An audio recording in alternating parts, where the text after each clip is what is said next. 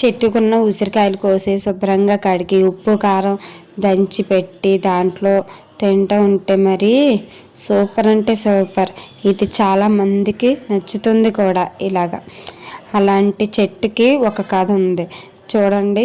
వీళ్ళైతే ఇక్కడ ఇద్దరు ఉన్నారనమాట గోడ మీద, పైన ఇద్దరు కోస్తున్నారు. టోటల్గా అయితే తపాల నిండా అయితే ఉసిరికాయలు అయితే కోసారు ఫుల్గాని.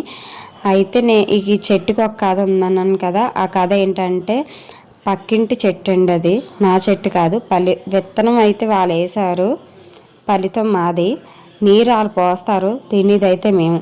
అత్తగారి సొమ్ము అల్లుడు దానం చేసినట్టు ఏమవుతుందంటే నన్ను వచ్చి అడుగుతారనమాట, ఉసిరికాయలు కోసుకుంటామేండి అని. సరే అమ్మా కోసుకోండి అని అంటాం, అంతేనండి. ఎలా అనిపిస్తుంది మీకు? ఇలాంటి చెట్లు ఉన్నాయా? అత్తగారి సొమ్ము అల్లుడు దానం చేసినట్టు కామెంట్ చేయండి.